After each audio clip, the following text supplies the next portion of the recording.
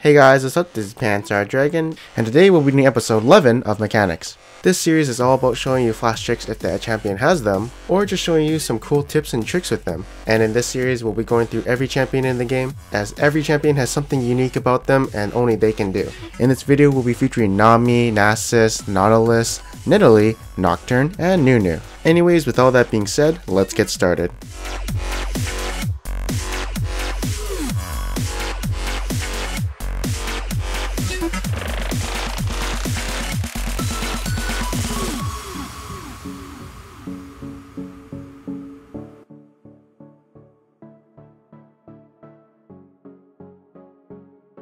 Alright, so first up is going to be Nami. Nami doesn't really have any cool tricks. The only one I can really think of is that you can use her bubble on an ally to increase his movement speed. This also works with your R, and I just mentioned it here because I don't think a lot of people know about this trick. Next up is going to be chaining your CC. So using your slow with your R or E, you can easily land a knockup with your Q since they're, have impaired movement and it's easier to land your Q. So a general tip there for landing your bubble. But that's really all the tricks I have up my sleeve for Nami. Next one is going to be Nasus, and this one's pretty lame too, but you can use your E to scout out bushes. Although do remember it's not the full circle that will reveal the bush, only around the middle where the light glows will reveal the bush. Next up is going to be Nautilus, and have you ever wondered why some of your Qs actually hit? It's because his Q has a longer range than you would think. So as you can see here, the skill shot reticle doesn't look like it's going to hit the wall, but as you can see, the hook still hooks onto the wall.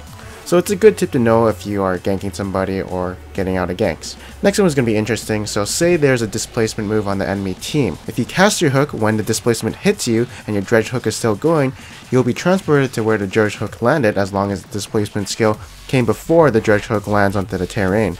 So it's a good tip to know if you see a certain CC skill coming for you and you need to escape. Next up is going to be Nautilus's W is actually an auto attack reset for some reason, even though it's not stated. It's an interesting tip to know. Next up is going to be Nidalee, and she's got a few tricks in her kit. So first up, when going from human form to cougar form or vice versa, it is an auto attack reset. So this tip can be decently useful for the early levels of jungling, as it can help you clear faster.